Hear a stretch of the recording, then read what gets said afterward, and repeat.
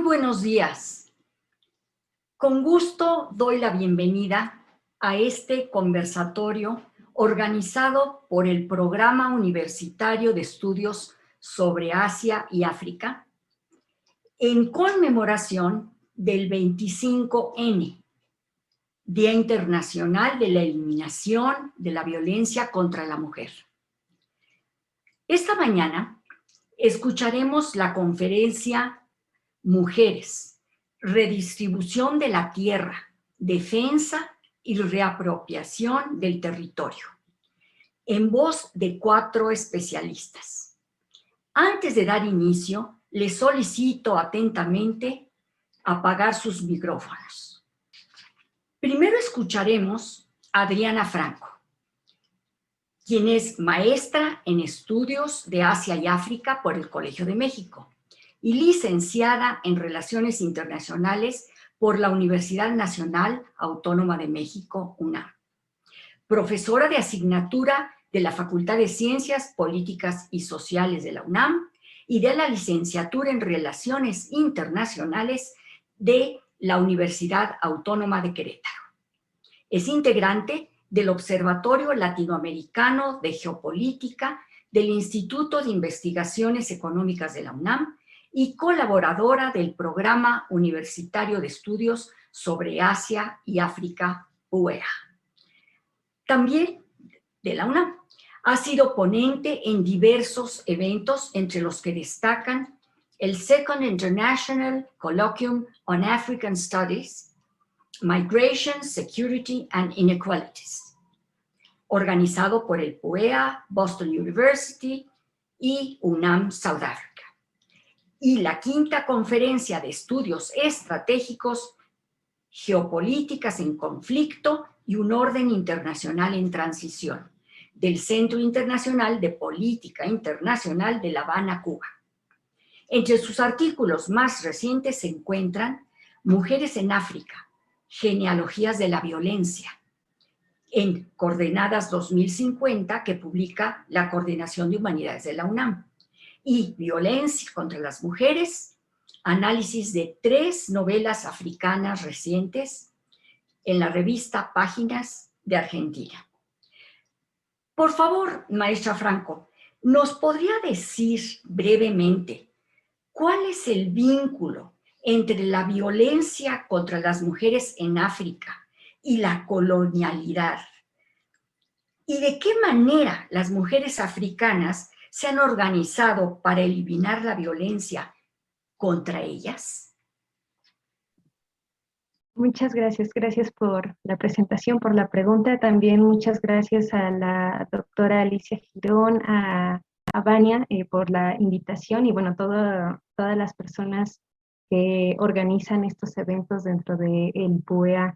También gracias a mis compañeras por compartir este espacio donde vamos justamente a tejer el diálogo y a todas y todos los que nos están escuchando, que bueno, también ¿no? serán parte justamente de este diálogo.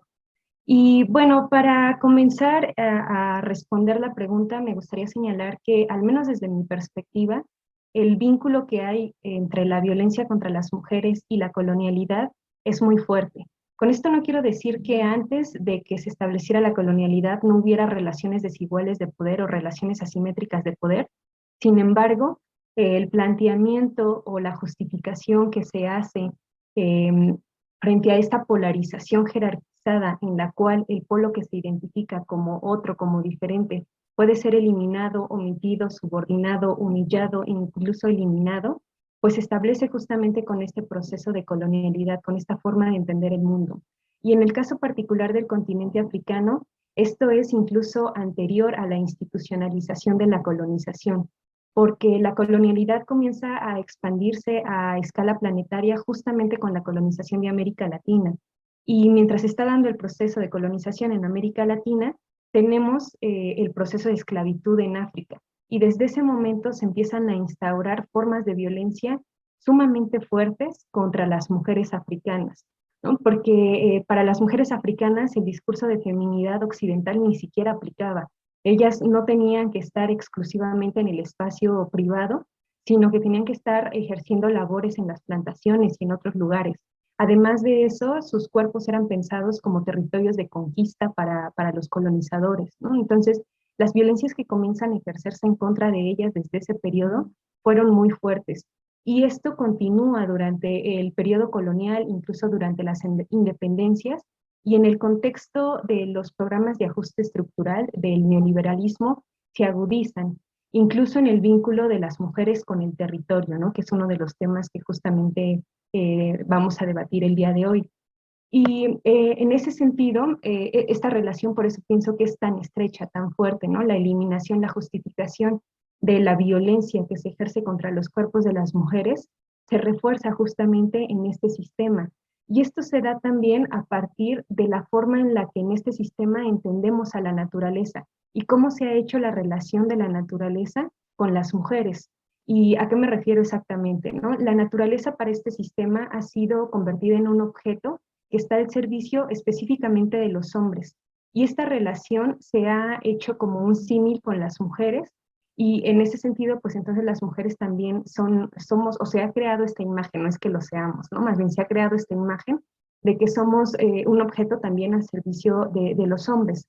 Por eso me parece que la lucha de las mujeres en el continente africano, estas resistencias, siempre han estado vinculadas con la tierra, con el territorio, desde lo que en América Latina se ha concebido como el cuerpo territorio-tierra, ¿no? No se piensa esa relación de manera independiente. Y las resistencias han sido históricas y han sido constantes. De pronto a mí también estos discursos desde ONGs o desde organismos financieros internacionales que señalan que se tiene que empoderar a las mujeres africanas, me parecen discursos sumamente violentos porque las mujeres se han organizado, ¿no? Las mujeres han resistido, reexistido en sus territorios, quizá de pronto con estrategias que desde nuestras lógicas no serían las más adecuadas, pero que tenemos que entender también esas formas de entenderse en el mundo.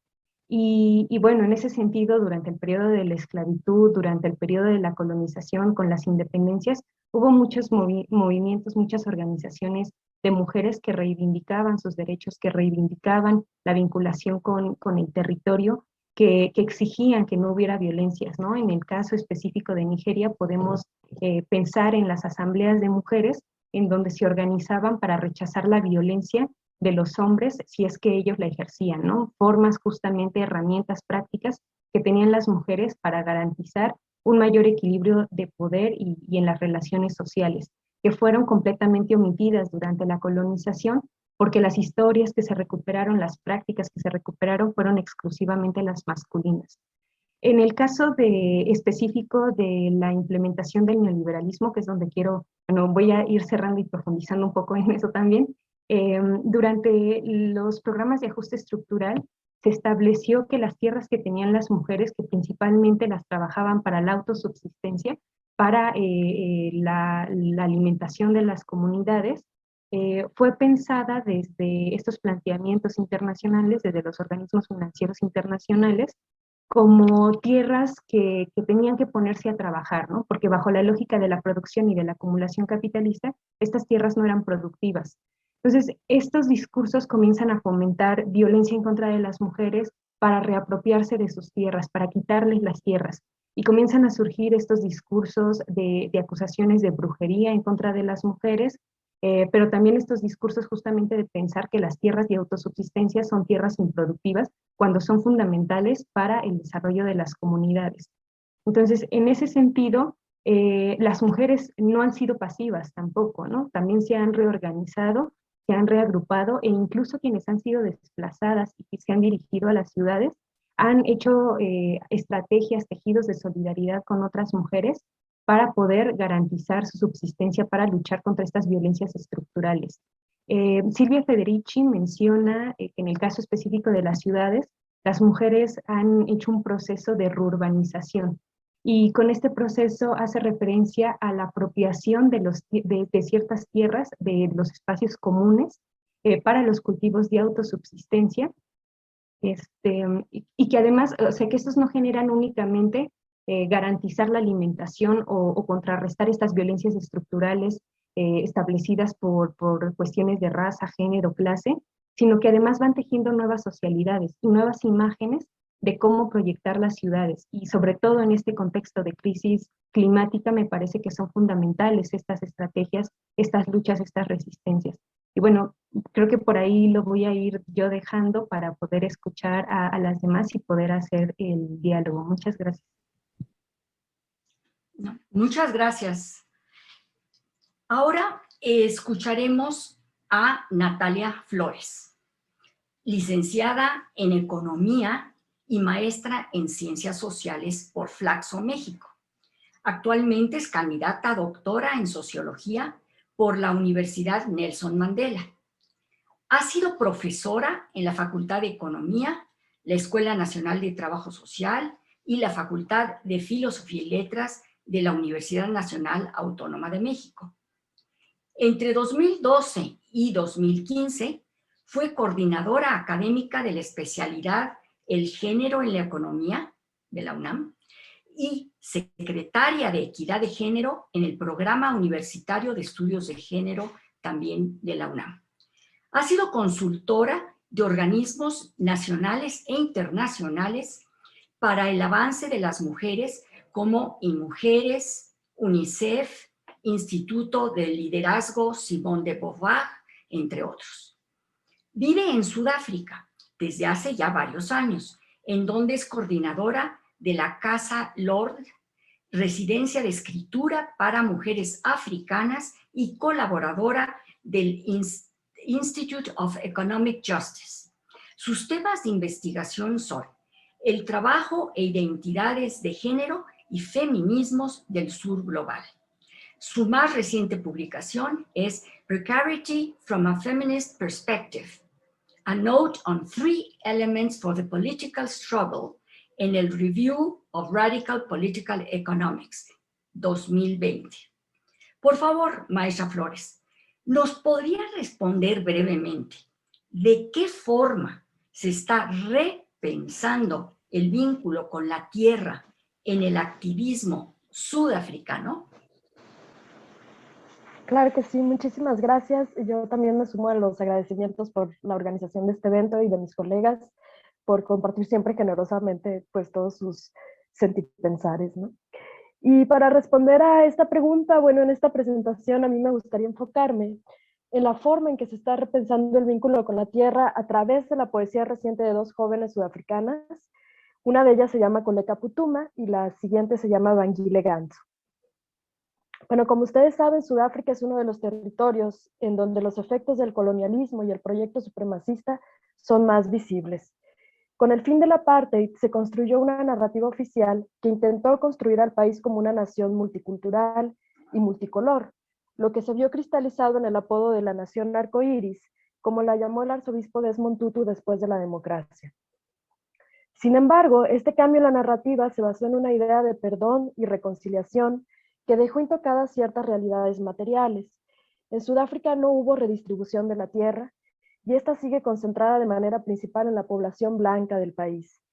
Mientras que los modelos neoliberales, como comentaba también la maestra Franco, que también se han aplicado en este territorio, han hecho imposible la justicia económica para la mayoría de la población negra.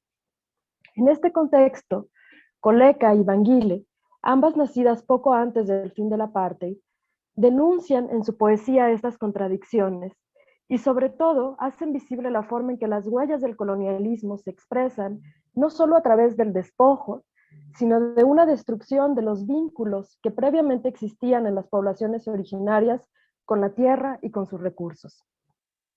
Esto anima imaginaciones decoloniales como las reflejadas o como las que yo planteo que se reflejan en los poemas de estas artistas. Así, a través de su trabajo, ambas plantean una reelaboración de las formas de construir vínculos vitales con la naturaleza. En esta presentación, me gustaría enfocarme en 2 poemas en los que ambas teorizan sobre el agua desde esta perspectiva de imaginaciones decoloniales. En su poema Water, Koleka habla sobre el océano, mientras que en A River, Bangile se enfoca en un río familiar para ella. Ambas coinciden en el significado que dan a este elemento como un archivo, un testigo del pasado y un sitio de encuentro con la historia de la gente negra, de las injusticias que han sufrido y las luchas que de ahí han emergido y que se sostienen hasta el presente. En Water, Koleka Putuma, que además este poema ganó muchísimos premios y yo les recomiendo que lo lean cuando puedan, es un poco largo, por eso no lo puedo incluir todo en esta presentación, pero en este poema Koleka Putuma hace un ejercicio de rememoria sobre lo que el mar significó para las poblaciones negras esclavizadas y cómo esta experiencia sigue escrita en la memoria, pero también en el cuerpo de las personas negras sudafricanas. El océano representa un trauma histórico y evidencia el significado espiritual de este elemento que, aunque trivializado por el proyecto colonial, persiste como monumento vivo y testigo de las injusticias cometidas en el pasado presente. Así, Putuma afirma, y cito una parte del poema, para ustedes el océano es para tablas de surf, botes y bronceados, pero nosotros hemos venido a ser bautizados aquí. Hemos venido a revolver el otro mundo. Hemos venido a purificarnos. Hemos venido a conectar con nuestros muertos. Nuestro respeto por el agua es lo que ustedes han llamado miedo. Frente al proyecto supremacista y su vínculo con el capitalismo, que convierte a la tierra y sus recursos en recursos para el consumo, Koleka hace visible otra gama de significados que convierten al océano no solo en un recurso o en un escenario, sino también en algo que actúa, en el depositario de saberes, de memorias y de espiritualidades. Sin embargo, estas dos visiones, por una parte el consumo, por otra parte estos significados alternativos, no son solo contradictorias, sino también jerárquicas. Todos esos saberes alternativos se vuelven invisibles cuando lo que unos consideran respeto, otros clasifican como miedo. Algo similar sucede en el poema A River de Bangile Ganso. En este, Bangile habla del río como un actante que contiene muchos secretos e historias. Bangile recibe un llamado por parte de sus ancestros para acudir al río y se sorprende de que en este solo haya una gota de agua, debido a las sequías y la transformación del clima. Joven e ignorante del significado espiritual del río, la protagonista del poema sugiere a su madre buscar otro, uno que esté vivo. Sin embargo, su madre le revela que, aunque del río solo quede una huella, los ancestros aún residen cerca de él, pues es por derecho su territorio. Así, ambos poemas escritos por mujeres jóvenes sudafricanas reclaman un vínculo ancestral reelaborado entre la población negra y el agua, como también podríamos decir la tierra. Océanos y ríos son testigos. También han sido subordinados al proyecto colonial y como resultado sufren junto a las poblaciones negras la opresión y la injusticia. En una parte del poema de Putuma se narra que el océano ha sido traumatizado al convertirse en cómplice involuntario de las atrocidades de la esclavitud. Cito, el agua, inquieta, desea poder arrojar todos los esclavos y barcos a la costa, completos, como abordaron, zarparon y se hundieron. Para Bangile, el río sufre porque de él queda solo una gota, y si no fuera por la intervención de la madre que recuerda el vínculo con los ancestros, los secretos y lecciones del río se perderían para siempre. En este sentido, estas dos poetas sudafricanas plantean a través de su trabajo artístico un reclamo político que va más allá de la redistribución de la tierra en términos meramente instrumentales. Para ellas, el mundo debe ser habitado de una forma distinta. El agua no como un recurso más, sino como un actor o actante, cuya historia está profundamente imbricada con la historia de la humanidad y las opresiones que la han marcado. Podría decirse que no son solo las poblaciones quienes reclaman justicia, sino que los propios elementos, como habitantes del planeta, también necesitan ser sujetos de justicia y de reparaciones históricas. Así concluyo sugiriendo que la defensa por el territorio implica una perspectiva epistemológica distinta, que replantee el vínculo histórico y espiritual con la tierra. Desde esta postura, las mujeres defienden el territorio no solo a partir de las importantísimas luchas colectivas, sino también de expresiones políticas como el arte y la poesía, como en el caso de estas dos jóvenes. Y me gustaría que pudiéramos ver un video que dura 1 minuto, si Javier me ayuda a proyectarlo, que es justamente el poema de Bangile Ganso, que se llama A River. Un río, está en inglés, lamentablemente no tiene subtítulos, pero espero que lo puedan disfrutar. Gracias, Javier. The river. In a village in the Eastern Cape, Effalbank, there is a house nestled between a mountain and a river. This river has many secrets, which is to say, this river has many lessons. I know why my ancestors called me to it. Even when I was young, before I knew anything about blue beads and goatskin, I knew I could trust the water with my secrets, with my tears. On my 33rd year, my ancestors called me to the river that follows the mountain. The water had left with the drought. I told Umama that we should find another river, one more alive. She said, even if there was only one drop of water left, there was water here before. This is where my people are. My people have not left.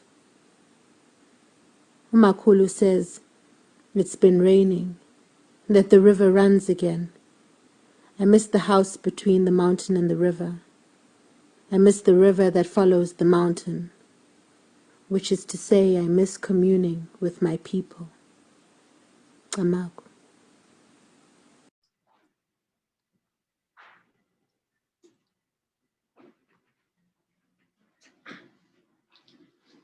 Muchas gracias. Continuamos dando la palabra a Karina Vidaseca.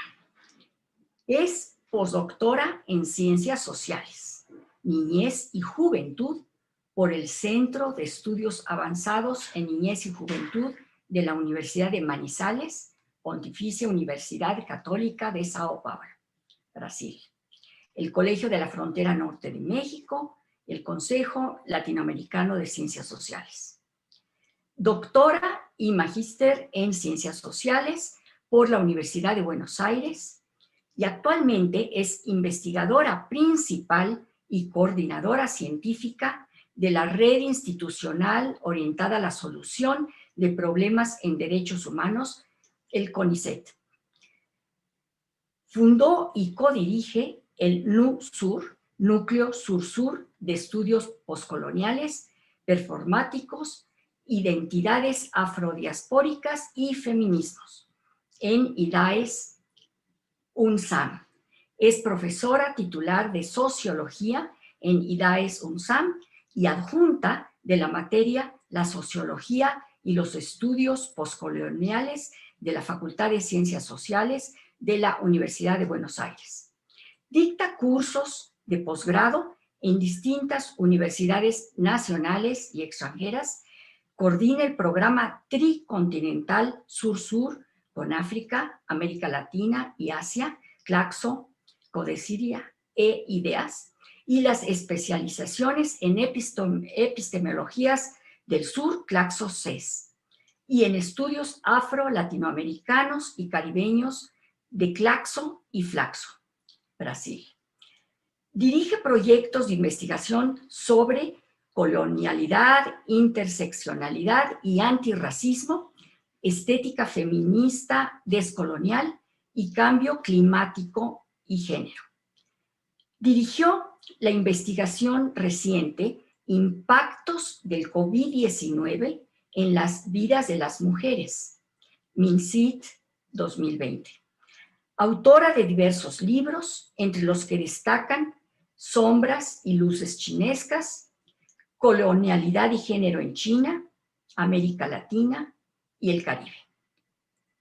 Por favor, doctora Vidaseca, ¿podría explicarnos cómo es posible pensar la colonialidad del género en Asia a través del activismo? Muchas gracias. Gracias, Lucía, querida Alicia y Vania, y a las colegas tan admiradas por compartir esta mesa hoy en un día tan simbólico y tan de luchas y resistencias como es el 25 de noviembre, ¿no? Me parece muy interesante pensar en lo que venían las compañeras mencionando acerca de cómo dar continuidad a la discusión sobre colonialidad y género, en este caso en términos de el título que nos convoca, que ha sido Mujeres, redistribución de la tierra, defensa y reapropiación del territorio, Yo voy a hablar de Asia, Asia es en plural en realidad, y me parece también muy interesante pensar en esta pluriversalidad, ¿no? Cuando hablamos de África o hablamos de Asia, creo que hay algo muy interesante del orden, es que se confunde África con un país, ¿no? Y lo mismo puede suceder con Asia, ¿no? Creo que tomar cuenta de la pluralidad de esos continentes como del nuestro implican ciertas experiencias y epistemologías como vertientes desde el feminismo postcolonial, descolonial, comunitario, indígenas, ¿no? Afrodescendientes, africanos, asiáticos, que pueden dotar de cierta sensibilidad a la hora de conversar acerca de esa pluriversalidad y también del pensamiento situado, ¿no? En un libro bastante señero, pero poco conocido, de Gayatri Spivak, que se llama Otras Asias, en plural, ella advierte de estas epistemologías discontinuas, ¿no? Acerca de también desde qué lugar se sitúa ese Asia, ¿no? Desde un Oriente Próximo hacia el extremo, podríamos estar hablando sin dudas de diferentes pluriversos, ¿no? A lo largo de mi carrera he trabajado con el extremo occidental, podríamos decir, del Asia, llamado también Oriente Medio. Siempre también vinculado a la idea de que esa proximidad o lejanía de Oriente está determinada, ¿no?, por Occidente, ¿no? O sea, sabemos que quien marca la proximidad o lejanía es Occidente. Y a partir de allí me interesa enfocarme básicamente en un trabajo que está siendo publicado, que se llama La piel y la cicatriz colonial, el desgarramiento y la decisión en dos artistas feministas palestinas e israelí, Emily Yassir y Sigalit Landau, y para eso le pediría a Javier o a José Luis, si lo tienen allí, pasar el video. Podemos verlo hasta el final, sin audio, digo.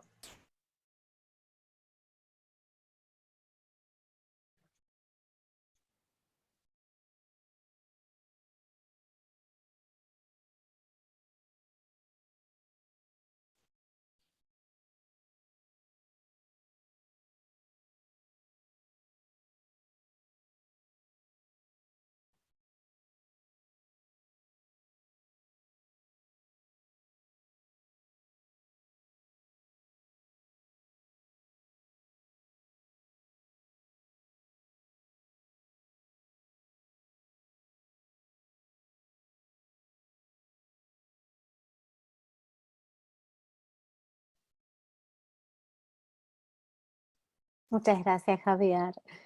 En esa película del año 2014, filmada en Palestina por la artista Noor Abed, se titula Penélope, y allí nos encontramos con una mujer en un paisaje árido rodeada de peces muertos. Es la madre del artista y en esa performance está tejiendo con hilos imperceptibles una multiplicidad de peces, convirtiéndolos en algo similar a una colcha de retazos. Una memoria que resiste a la prohibición colonialista que impone a Israel de sumergirse en el mar. Esos peces muertos en el desierto ocupado, esparcidos por todo el territorio palestino, son ahora, por el acto de sus manos, cocidos en un intento, quizás, de reunir la diáspora. Me parece tan interesante, ¿no?, la imagen acerca de la apropiación de territorio cuando Palestina está viviendo bajo ocupación y no es posible no solo reclamar su territorio, sino incluso reclamar la franja marítima, ¿no?, y pescar. La pesca, por supuesto, está prohibida. Reclamar esa narrativa en esa memoria alternativa para los devenires palestinos implica también pensar que otros lenguajes artísticos o activísticos son capaces de concebir una idea de aquella que de algún modo se pacta a través de lo que se conoce como Nakba o catástrofe en lengua árabe, que implica más de 70 años de ocupación, de colonialismo y de penurias y sufrimientos, ¿no? Me interesa mucho precisar no solo la herida colonial, sino la cicatriz colonial en esos territorios y también observar cómo el trabajo de dos artistas como Sigalit Landau, que es una artista israelí, y la artista Emily Yassir, que es una artista palestina en la diáspora, nos permiten acercar algunas, al menos, formas de comenzar a plantear la discusión incluso sobre el concepto de colonialismo y colonialidad, que es parte también de una discusión entre paradigmas que tienen que ver con epistemologías del sur y por los paradigmas de la colonialidad del poder sostenidos por Aníbal Quijano. Cuando planteamos una discusión acerca de Palestina y acerca de esa colonialidad y de la ferocidad que se desplegó sobre todo en la pandemia, cientos de muertos en Gaza, asesinatos de mujeres, de niñas, de niños, son 16.000 al menos la cifra de mujeres palestinas que desde 1967 habrán pasado por las prisiones, más de 39 las detenidas en estos días hallazgos que tuvimos en mayo durante una nueva conmemoración de San Nakba, mientras la carne de los masacrados fue lacerada, la colonización fue tatuada en la piel de las víctimas.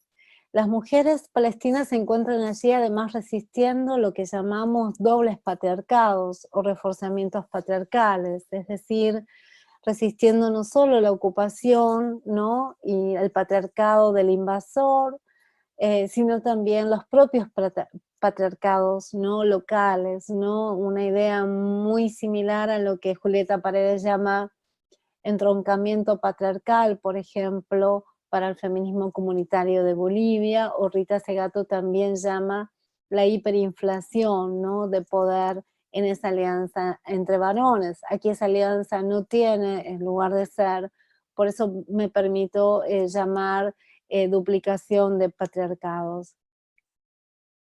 En ese devenir palestinas, que es ese llamado a sentir ese dolor, es de algún modo también pensar la sinécdoque spivackiana, que permite también asumir ahora y al mismo tiempo que todas seamos esas mujeres explotadas, oprimidas, sean mujeres indígenas, sean mujeres afrodescendientes, sean mujeres palestinas, y que nos permite también recorrer esa sensibilidad a través de algo que en algún momento también proclama una feminista postcolonial vietnamita como String Mija, cuando implica la idea de una película tan hermosa como Forgetting Vietnam, en la cual lo que está haciendo la cineasta y etnógrafa feminista es preguntarse acerca de por qué Vietnam está llorando continuamente, pero no se puede oír su llanto, ¿no? Y un poco es la idea de lo que sucede también en Palestina, ¿no? El permanente llanto de Palestina, sin embargo, no llega a ser oído o articulado en una voz poderosa, ¿no? En Palestina tenemos una gran trama de activistas, poetas maravillosas como Fadwa Tuqan, que nos permiten también abrir esas memorias sepultadas por los colonialismos a otras sensibilidades, ¿no?, como decía Natalia. La poeta funda su cuerpo para tocar también el cuerpo de Palestina, y todas esas performances como la que vamos a trabajar en un momento, implican también ciertas metáforas que me gustaría trabajar con ustedes acerca de lo que se resignifica voy a compartir pantalla, aquí está, en esta performance. Voy a reproducir pantalla completa, si se puede ver bien, a ver si, sí. en esta estética feminista situada, donde lo que recubre ese alambre de púas es la cintura y la piel desgarrada de esta artista, ¿no?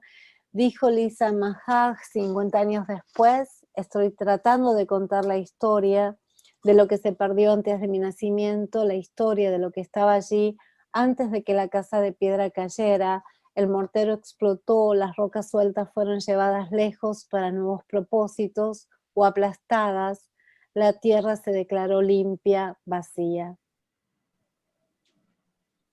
Esa es parte del film que acabamos de ver. Y también de un libro que hemos publicado con Claxo y la editorial Canaán en una colección de mujeres palestinas que tengo el grato honor de codirigir, que es la siguiente: la visión más desgarradora fueron los gatos y perros ladrando y haciendo jaleo, tratando de seguir a sus dueños. Yo escuché a un hombre gritarle a su perro: vuelve, tú al menos puedes quedarte. Esa visión desgarradora de los colonialismos dobles, de los patriarcados, de la Nakba y de las memorias sepultadas, nos llevan sin dudas a pensar las violencias coloniales, como los poderes imperiales que cuadriculan o grafican en grillas esa zonificación del mundo, ¿no? De algún modo colocando zonas de humanidad y de no humanidad, y también lo que Frantz Fanon llamó las zonas de no ser, ¿no? Decía Frantz Fanon, cito de él: yo soy, pero no soy siempre ni en todas las situaciones, es decir, mi humanidad está socialmente condicionada, a veces reconocida, a veces negada. En esas zonas serpenteantes que segregan poblaciones, que racializan cuerpos, que construyen cartografías coloniales, en las que el poder decide quién debe vivir y quién ha de morir. En esas zonas marcadas, donde las poblaciones colonizadas son criminalizadas, las originarias tratan de huir de las violencias coloniales, racistas, sexistas, capitalistas, promovidas también por discursos como las ideologías de género. Decía una colega amiga, Elisa Gazarian, en una de las invitaciones en Buenos Aires: los encuentros coloniales están vivos ahora e implican armamentos avanzados, la privatización de la guerra.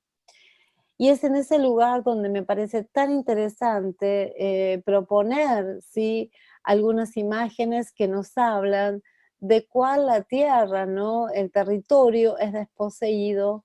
Y aquí estamos en las imágenes, ¿no?, que nos conducen a ver en este mapa anterior a Nakba, a 1946, en el cual en rojo podríamos ver el control bajo Palestina y en color amarillo, medio grisáceo, el control bajo Israel. Y aquí podríamos ir viendo a lo largo de las décadas, de 7 décadas y un poquito más, cómo ese territorio ha quedado totalmente aislado casi, ¿no? Acorralado, ¿no? Disminuido, ¿sí? Esta organización colonial del espacio, como yo la llamo, y de los cuerpos, implican entonces esas zonas de colonialidad y esas zonas de humanidad, no humanidad, en las cartografías coloniales, ¿no? Y también cómo es posible desde las metodologías de las disciplinas sociales, ¿no?, y humanas, escribir en esos cuerpos racializados nuevos relatos contrahegemónicos, es decir, cuando la nueva razón imperial y los fundamentalismos coloniales globales escriben en nuestros cuerpos, en esos cuerpos racializados, sexualizados, ¿no?, cómo es posible también contrarrestar en una memoria que aborda desde las memorias ancestrales la discusión acerca también de las metáforas cuerpo-territorio, como es el tropo de Palestina, la novia virgen violada violentamente por el enemigo invasor, dice Susana Slimovics, ¿sí? Y yo cito además un gran libro de Joshua Goldstein, quien ha trabajado acerca de 3 factores En un primer lugar, la sexualidad masculina como causa de la agresión. En un segundo momento, la feminización de los enemigos como dominación simbólica. Y en un tercer momento, la explotación del trabajo de las mujeres. En ese video que pudimos observar, que dura solamente 2 minutos y es un video donde hay un alambre de púas que recorre, ¿sí?, la cintura, ¿no?, la parte más sensible de las mujeres, ¿no?, llegando hacia el útero, hacia la zona erógena también, y erótica por excelencia. Ese alambrado de púas es sin dudas la metáfora del desgarramiento, ¿no? De ese desgarramiento en donde la herida colonial, decían José Gandarilla y Reina, es al mismo tiempo la que produce el mundo moderno y su experiencia toda, es estructurante, es determinante y es articuladora. Sin embargo, creo que esa definición no contempla esa herida primaria, la colonización de los cuerpos feminizados. La primera colonia humana, ¿sí?, han sido los cuerpos de las mujeres. Y la violación como el acto colonizador por excelencia, donde esos cuerpos son escritos por estas nuevas, ¿no?, escrituras que obedecen a las nuevas razones imperiales, ¿no?, o a los fundamentalismos coloniales globales, como dije recientemente. En estos escenarios bélicos de la historia, el binomio guerra colonial, guerras de liberación nacional en el tercer mundo durante la Guerra Fría, o también en los escenarios actuales, en las guerras difusas del sur global, los silenciamientos persisten en torno a la utilización de los cuerpos como último bastión de la soberanía, dice Segato, y obedecen a una matriz fundante de esa razón imperial, al colonialismo que establece esa separación radical entre humanidad y no humanidad. Es muy interesante entonces percibir cómo, dice Rita Segato, la violencia es una violencia instrumental más que expresiva, que tiene destinatarios y que se distribuye hacia otras direcciones, a la propia comunidad y a los varones subalternizados. El cuerpo de la mujer es para Rita Segato un resto de un festín donde el poder se constituye y consolida mediante esa rapiña compartida. La reflexión Karina, sí. tenemos que interrumpir, perdón, Perdón, sí. porque necesitamos por tiempo dar Sí. la palabra a la siguiente ponente. Ah, excelente. Entonces hago un cierre y luego lo podemos Por retomar. favor, Sí, cómo gracias. no. La reflexión entonces acerca de la metáfora del alambrado de púas incluye sin dudas pensar en la propiedad de la tierra, en pensar en cómo esta tecnología del alambrado se construye a fines del siglo XIX, se origina en los Estados Unidos en plena persecución de las comunidades indígenas y en plena instauración de propiedad privada, donde, como sabemos, las mujeres quedaron dentro de ese cerco, junto con los animales de las chacras y junto con la familia, ¿no? Entonces ese alambrado implica también una tecnología que instituye la cosificación de esos cuerpos, de nuestros cuerpos, como también las imágenes más terribles que tenemos de los campos de concentración y de los campos de refugiados, ¿no?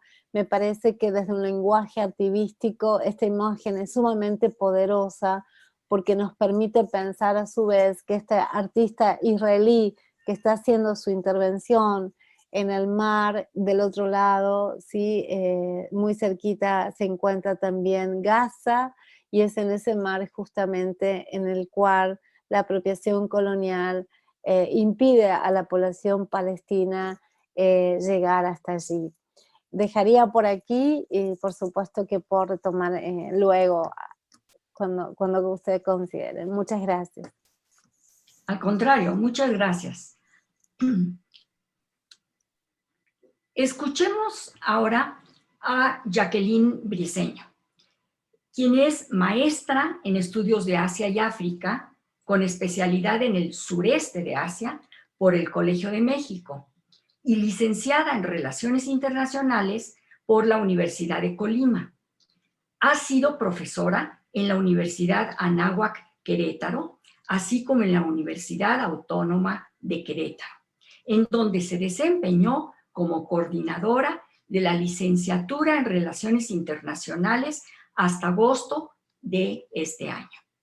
Actualmente estudia el doctorado en Ciencias Políticas y Sociales en el campo de Relaciones Internacionales en la UNAM.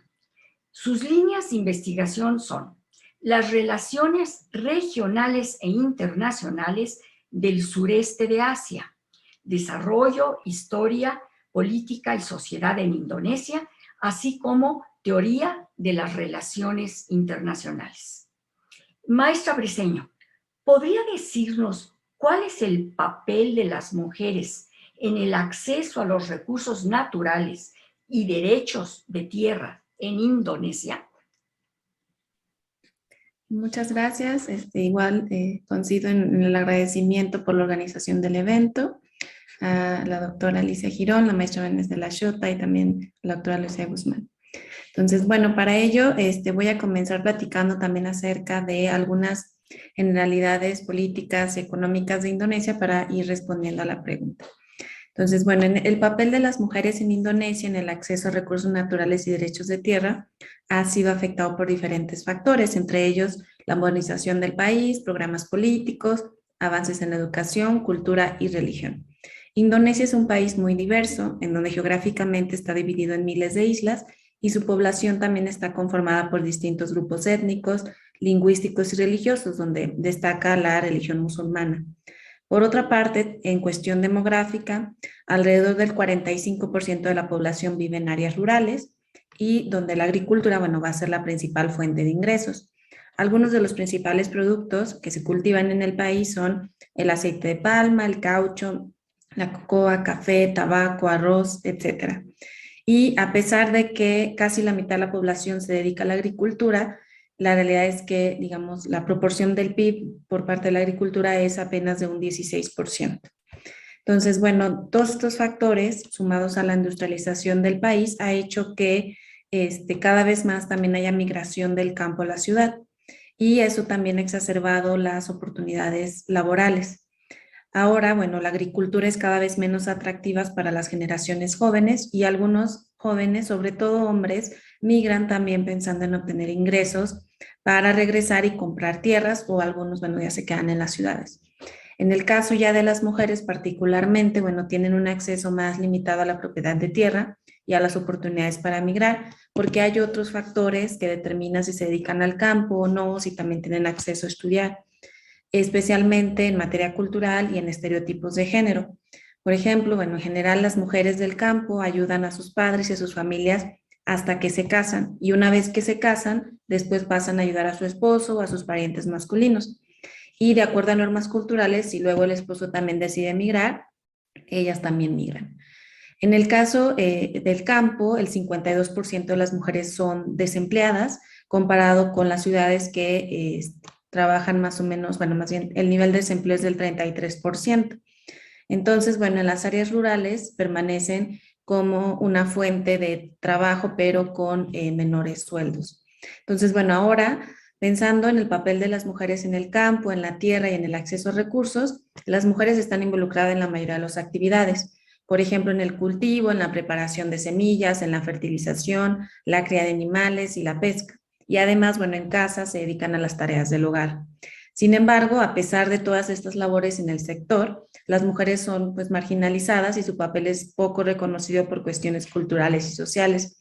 Además, bueno, en su trabajo la mayoría no se reporta porque su contribución no se considera empleo, ¿no? O sea, es parte de su responsabilidad como mujer y es una contribución hacia la familia.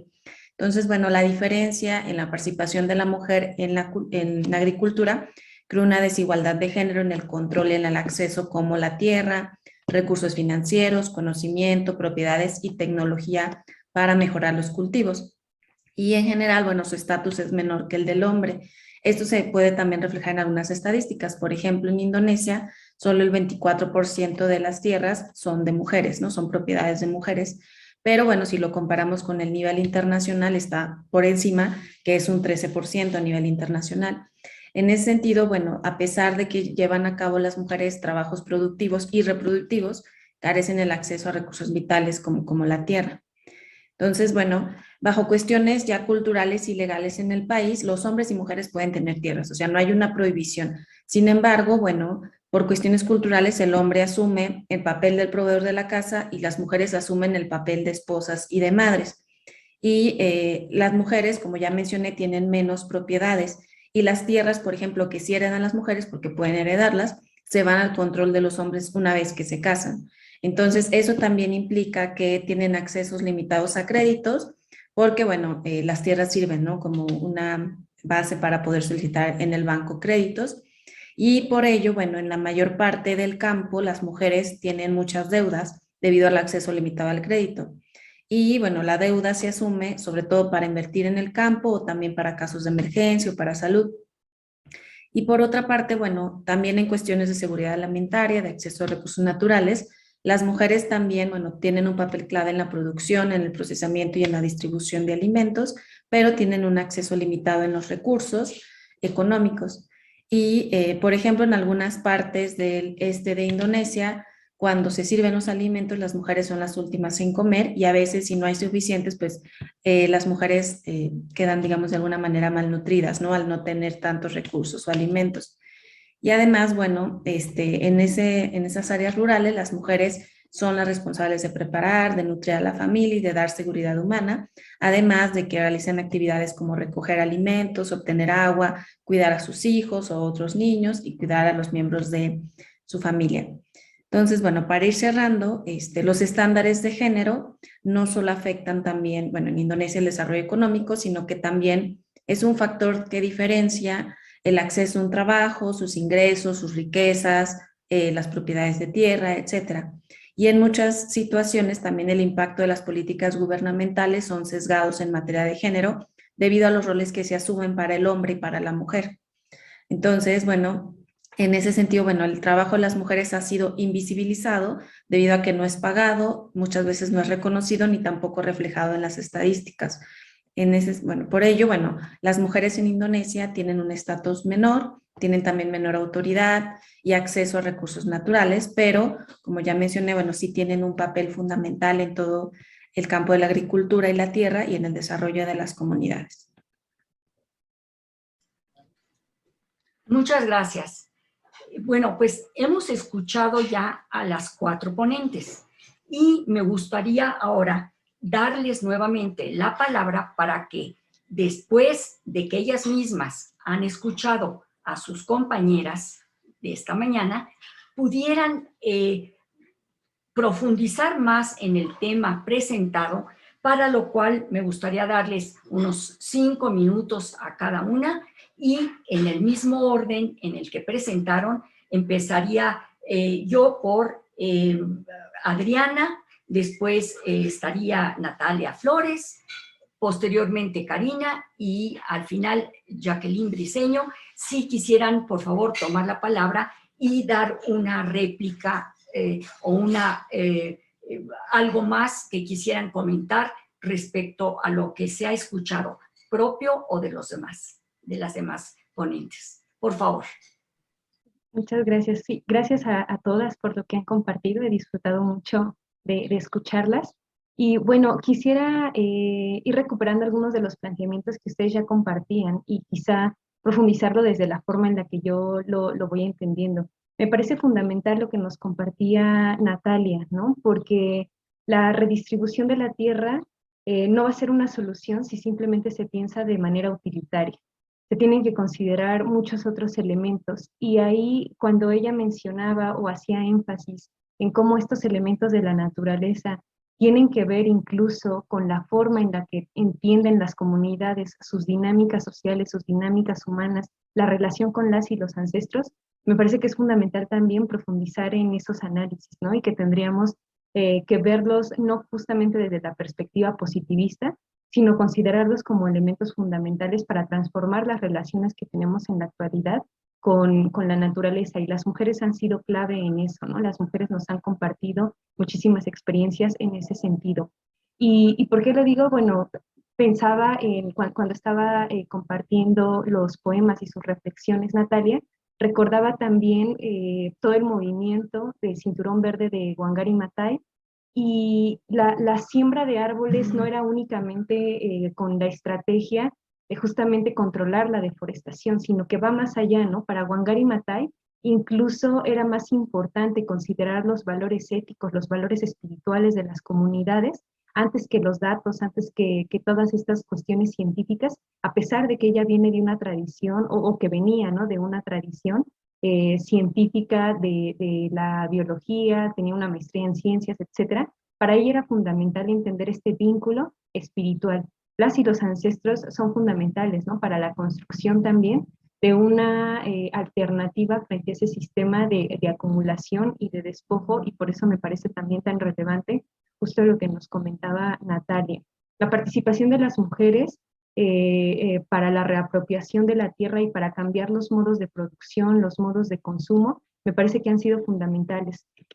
Ahí justo señalando o recuperando lo que señalaba Jacqueline, ¿no? En el sentido de la participación tan activa de las mujeres en la agricultura, me parece que justamente tendríamos que rescatar esos planteamientos y generar diálogos, porque de pronto lo que sucede es que hay imposición, ¿no? Se les quiere enseñar lo que ellas ya saben, lo que ellas ya conocen, cuando en realidad tendríamos que pensar justamente en formas diferentes de llevar esto a la práctica a partir de los diálogos, a partir de ir tejiendo con esos saberes, con esos otros conocimientos. Y lo que yo les mencionaba de la reurbanización me parece que también es central, porque es justamente esta apropiación de la tierra, de espacios comunes que no necesariamente corresponden justamente a alguna comunidad en particular, pero que a partir de esta apropiación empiezan a generar cultivos para la comunidad, ¿no? O sea, de nuevo ese énfasis en la colectividad, pensar en esta reapropiación de la tierra desde el respeto, desde la armonía, desde el entendimiento del vínculo con las y los ancestros, pero también de forma comunitaria, para que de esta manera se puedan tejer socialidades diferentes. Por eso es tan importante, por eso me parece tan importante estos proyectos que se han dado en el continente africano, en diferentes territorios, ¿no? Los podemos ver en Ghana, los podemos ver en Sudáfrica, los podemos ver en Uganda también, en República Democrática del Congo, donde justamente esta reapropiación es de tierras que hay en campus universitarios, de tierras que hay incluso a veces en los camellones, ¿no? Entonces en estos camellones se comienzan a cultivar ciertos productos para el bienestar de la comunidad. E insisto, ¿no? No es nada más como para el consumo, para la alimentación, sino que justamente comienzan a generar intercambios entre ellas. Las mujeres que están participando en estos procesos generan intercambios de sus saberes, de sus conocimientos, de sus dinámicas, ¿no? Como poder ir tejiendo estas diferentes epistemologías que hay, que también resaltaba tanto Karina, pues recuperarlas y generar estos diálogos, pero desde una escucha atenta, no desde la imposición, ¿no? Y a mí me parece que, insisto, lo mencionaba al inicio, frente a la crisis climática, estas acciones de las mujeres en contra de las violencias estructurales, me parece que son realmente alternativas que tendríamos que considerar si queremos modificar el sistema de consumo, ¿no? Me parece que las opciones no es nada más darle vida, darle más vida a este sistema de acumulación y de explotación, sino cambiarlo realmente para romper con esas violencias, para romper con esas injusticias y esas desigualdades. Creo que ya estoy llegando a los 5 minutos, entonces ya para escuchar también a las demás. Por favor, Natalia. Sí, muchas gracias, Lucía. Y pues muchísimas gracias a todas las compañeras. Yo me quedo con muchas ideas en la cabeza, que yo creo que pues es el fin de este conversatorio. Y me ha gustado mucho cómo cada una de ustedes ha planteado como esta búsqueda por las causas profundas, por decirlo de alguna manera, ¿no? De la violencia contra las mujeres y de la violencia, de las múltiples violencias contra las mujeres y contra las poblaciones oprimidas, ¿no? Que no son únicamente las mujeres, como sabemos. Y creo que este es un llamado fundamental por no quedarnos, como decía Adri, en este... como en lo más visible cuando pensamos en la relación entre las mujeres y la tierra, que también Jacqueline lo planteaba como en esta exclusión de las mujeres de estos territorios, lo cual también es muy, o del acceso o de la propiedad, ¿no? Digamos, de la tierra. cosa que también es muy común en el continente africano, ¿no? Donde muchas de ellas pues igual no tienen acceso a la propiedad o no pueden heredar las tierras, ¿no? Las tierras heredan a los varones, etcétera.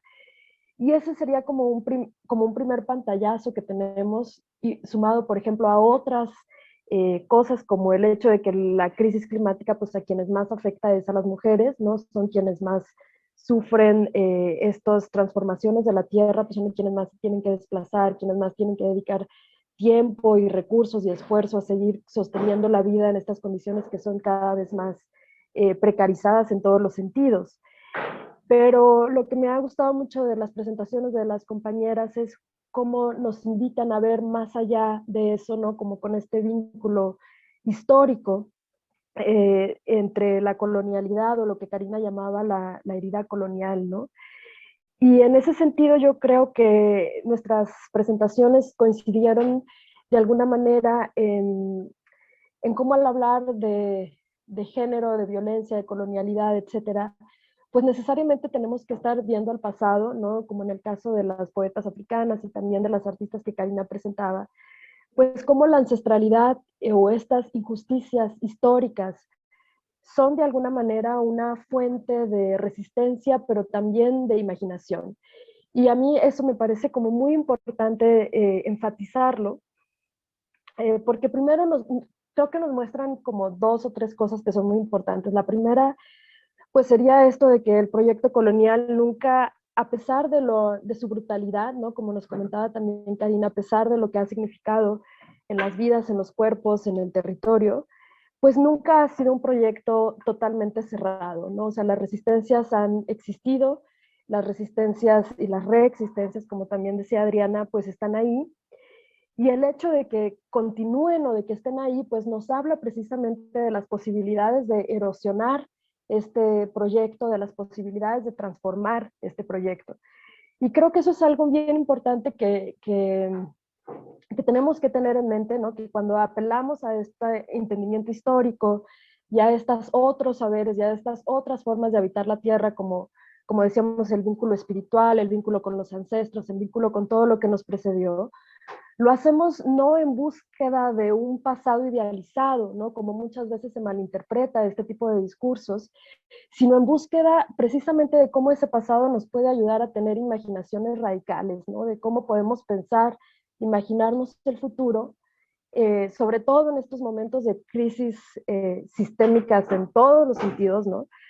Cómo, a partir de qué, a partir de dónde podemos nosotras encontrar imaginaciones para existir de otra manera.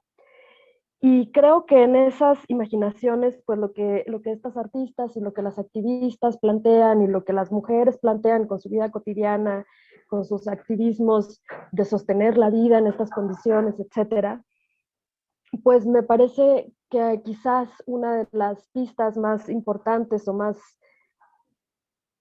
pues sí, no sé, más importantes, sería justamente esto de cómo relacionarnos entre nosotros, entre nosotres y con la tierra en términos de interdependencia, ¿no? O sea, esta palabra de reconocer como la interdependencia entre la especie y con otras especies y con todo lo vivo, ¿no? Todo lo vivo que nos rodea.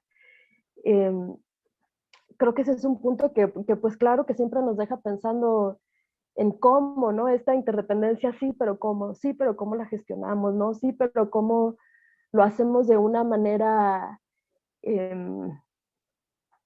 nos lleve a organizarnos de otras formas, ¿no? O sea, cómo gestionamos la interdependencia si al mismo tiempo reconocemos la dependencia de la humanidad para existir en la tecnología, ¿no? Que pues es un hecho innegable que somos dependientes absolutamente de la tecnología para sobrevivir como especie en este momento.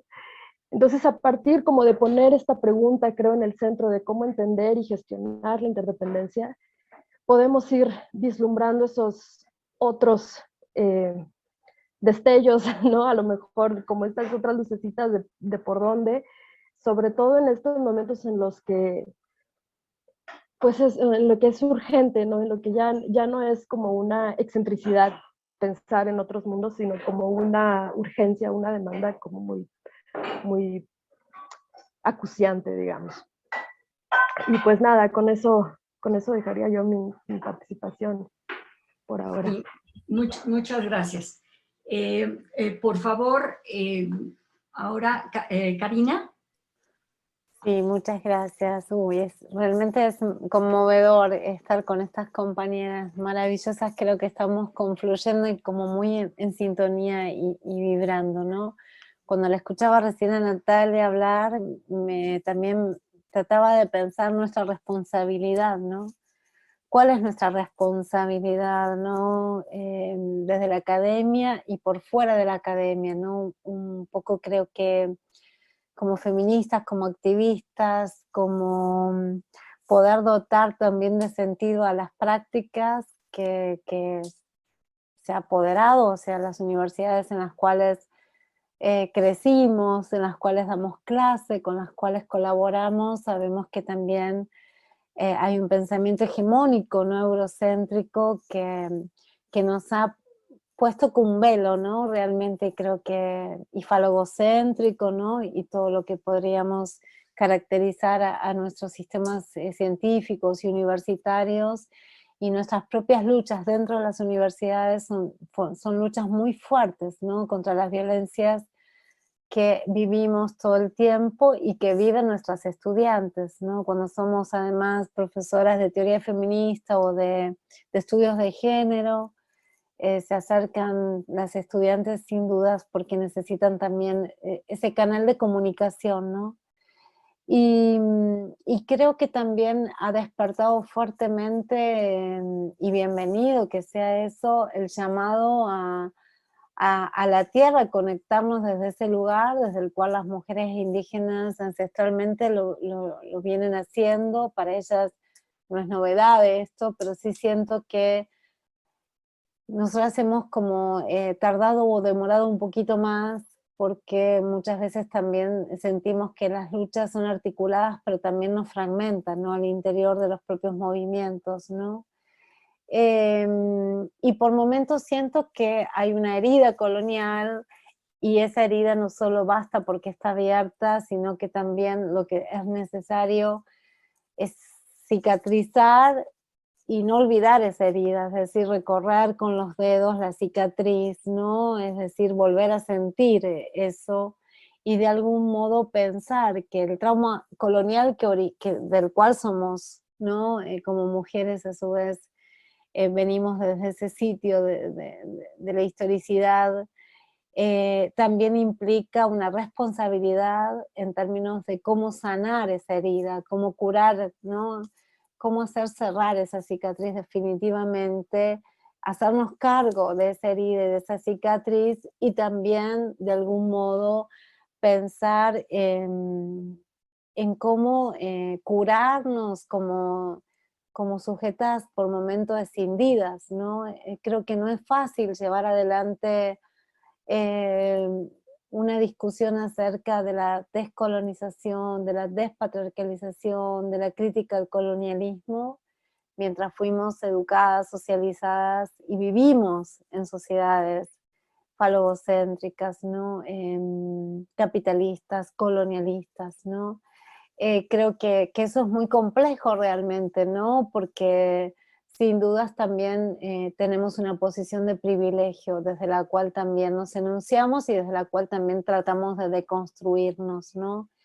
Y creo que hay algo que confluyó en nosotras que tiene que ver con la palabra espiritualidad, ¿no? Nosotras estamos haciendo un camino con un proyecto de investigación que fue financiado notablemente, que se llama Tramas del Artivismo frente al Ecocidio, y estamos trabajando en espiritualidad y feminismo. ¿En qué medida se ha disociado, ¿no? La modernidad, colonialidad, disociado lo espiritual de lo político, y nos ha llevado a pensar que si no profesamos una religión somos aespirituales, ¿no?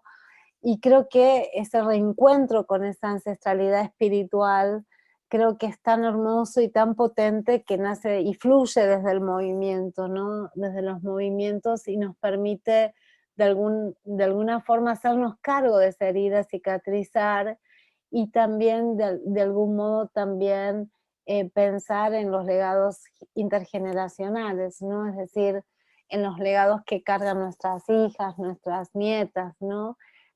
nietas o nietes o hijes, ¿no? Y creo que ahí también hace mucho sentido esta pregunta que habla notablemente desde el lugar de lo que es la ancestralidad. Yo sigo convencida en que cuando Spivak nos interpela a hacer una parábasis, y esa sinécdoque que implica también por momentos cuestionar ciertas identidades leales o identidades fortalezas que no nos permiten construirnos articuladamente, ¿no? Y creo que ahí también la trampa siempre está a la vuelta de la esquina, ¿no? La trampa del colonialismo o de esa retórica salvacionista del feminismo, de cierto feminismo del norte, que termina oprimiendo y siendo funcional, ¿no? a los imperialismos, ¿no? Entonces creo que ahí hay algo muy potente del orden de lo espiritual, al menos asociado a lo político, que es por donde estamos caminando con algunas compañeras, ¿no? Y creo que ese camino puede darnos como, al menos desde este lugar del mundo, cierta como éxtasis, ¿no? O potencia erótica, o no sé cómo llamarlo, que es la forma de resolver esa colisión entre el capital y la vida, que hoy está tan en pugna en los territorios. Muchas gracias. Jacqueline, por favor. Gracias. Bueno, a mí también me gustaría recuperar algunas de sus ideas. Les agradezco por compartirlas y la verdad también coincido en que ha sido una mesa muy agradable para hablar de estos temas. Y bueno, sobre todo quería rescatar el tema también de la colonialidad, de los procesos coloniales y la construcción de lo que significaba ser mujer, ¿no? Y las actividades.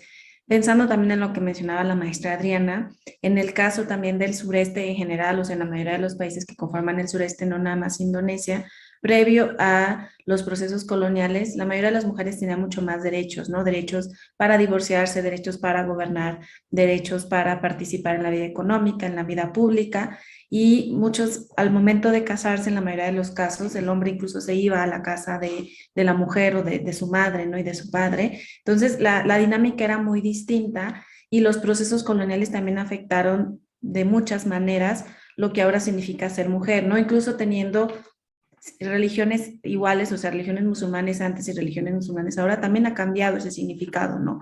De lo que pueden y de lo que no se espera de ellas. Ahora, también me gustaría mencionar que creo que es importante retomar que el lugar también de ver a las mujeres, como en muchas ocasiones se hace como víctimas, es también ver como la agencia que ellas pueden tener. En el caso también de Indonesia y del sureste, y pensando en el tema de acceso a derechos de tierras y de recursos naturales, en los últimos años cada vez ha habido más activismo de parte de las mujeres, a pesar de que no tengan las propiedades o de que sean invisibilizadas por su trabajo.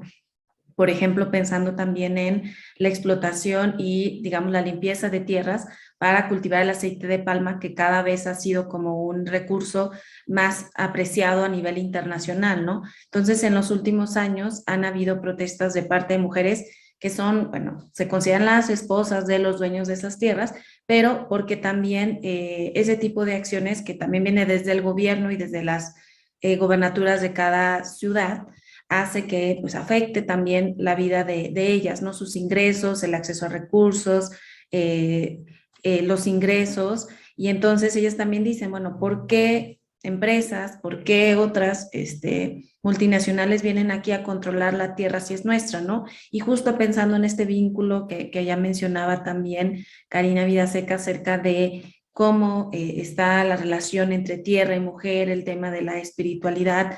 Entonces yo considero que también tenemos que retomar el papel de la agencia de las mujeres, que también muchas veces se invisibiliza desde también los estudios académicos, ¿no? Entonces pensar también que aunque a veces las mujeres no se les considera como agentes de protesta o agentes políticos, también las mujeres tienen otras formas de resistencia, aunque realmente a veces no se recuperen tanto, ¿no? Y participan también en esferas informales desde la familia, desde la relación con su esposo, con sus hijos, y que, bueno, obviamente también reflexionando acerca de qué podemos hacer, sí implica justo estas ideas que mencionaban de recuperar el tejido social, de recuperar la comunicación y de también ver a las mujeres en cada lugar, en su contexto, bueno, qué luchas tienen ellas, ¿no? Particulares, y no imponer desde Occidente o de estas ideas coloniales lo que significa ser mujer y lo que se espera de ellas, ¿no? Entonces, bueno, sobre todo ya para ir cerrando, yo consideraría que, bueno, estos cambios que se han hecho desde los procesos coloniales, desde el uso de tierras, desde las construcciones de quién tiene que tener la propiedad y quién no, bueno, afectan muchísimo las mujeres y sobre todo las mujeres que viven en el campo. Entonces, bueno, ver también que la tierra, que los bosques son parte, los ecosistemas son parte de nuestra conexión como seres humanos y como mujeres hacia la tierra, y que, bueno, tenemos que repensar cómo lograr una mayor participación de las mujeres, una mayor construcción de redes, y que su agencia también sea reconocida, bueno, para el bienestar de todas ellas. Y con eso cerraría. Muchas gracias. Bueno, desde luego hay felicitaciones a las ponentes, hay felicitaciones para el PUEA, para la doctora Girón, para todo el equipo. No sé si algunas otras que me quisieran enviar, pero doy lectura, por ejemplo, Sí, Lucía, a mí me gustaría comentar algo. por favor. Sí, yo creo que esta mesa que se titula Mujeres, Redistribución de la Tierra, Defensa y Reapropiación del Territorio, uno de los temas y que cruza en todas las exposiciones es un poco, me fui al pensamiento de Karl Polanyi en su libro de la Gran Transformación, donde tierra, trabajo y capital dice que son, o sea, simplemente no son mercancías. Y precisamente lo que une a este conversatorio es cómo la tierra ha sido poseída por la rentabilidad de las corporaciones o de los negocios o de los empresarios en detrimento de sociedades donde la tierra es la supervivencia. Y yo no diría de las sociedades, sino que es parte de la supervivencia de la vida humana y de todos nosotros. Entonces, si nosotros vemos los recursos naturales como una apropiación de la rentabilidad, entonces ahí es donde, ¿verdad? Hay una confrontación con lo que es la vida, y precisamente todo el ecocidio que hay en cuanto a cómo se ha estado manejando, pues desde hace muchos años, esto no es último, pero sí justo durante las últimas décadas, esto es una violencia muy grave, muy profunda en cuanto a la tierra y cómo se está transformando los ecosistemas, ¿no? Y recuerdo mucho las palabras de Alicia Bárcenas en la reunión reciente en septiembre en CELAC, donde dice, bueno, un poco explicando el problema de América Latina, las migraciones del norte-sur, etcétera, cómo ese ecocidio frente a la tierra ha destruido manglares y entonces, por lo tanto, ha creado un problema del clima, ¿no? Entonces, si vemos también lo que está pasando en Brasil, la agroindustria, la soya que va a un eje que ahorita está determinando el curso del sistema mundial, que es la demanda de productos, tanto mineros como agroindustriales, o sea, de muchos productos para un desarrollo, yo no diría socialista, más un desarrollo capitalista en pleno, que precisamente me refiero a China, pues está desconstruyendo también las situaciones y mucho en África, ¿no? Y entonces yo creo que me ha parecido excelente este conversatorio, porque efectivamente no solamente es la tierra, sino la dinámica que se presenta para las mujeres en el mercado laboral. Esta transformación de cómo las mujeres, y yo diría que también esto tiene que ver con todas las políticas, sobre todo para América Latina y para los países subdesarrollados, porque yo digo que no son emergentes, seguimos en el subdesarrollo, o mejor dicho, países del tercer mundo, ¿verdad? Cómo las mujeres han tenido que entrar al mercado laboral y por lo tanto aquella familia que se decía que era papá, mamá e hijos, bueno, eso también cambia. Y eso no quiere decir que sea bueno o malo, simplemente que la inserción de las mujeres al mercado laboral también está cambiando, pero en función de la rentabilidad, y por lo tanto, Polanyi dice, tierra, trabajo y capital son fictitious commodities. Y yo con esto cerraría. Gracias por el tiempo y te doy la palabra, Lucía. Gracias. No, al contrario, pues, magnífico cierre. Solo añadiría el agradecimiento a todas ustedes. Recordar que el 25N se conmemora por el asesinato de las 3 hermanas Mirabal en República Dominicana, y que eso años después fue reconocido por Naciones Unidas y se hizo un Día Internacional de Conmemoración a estas mujeres que fueron asesinadas y que nos deben siempre, las debemos siempre recordar como unas luchadoras y que nos pusieron ejemplo. El día de hoy también, otra persona que podemos recordar en esta fecha es a Rosa Parks, que en Estados Unidos fue quien no le dio el asiento a un hombre blanco en un autobús, y ella, siendo una pobre costurera negra, se rehusó a darle el asiento al hombre blanco, y por eso fue a la cárcel y todo, pero se inició ahí un movimiento.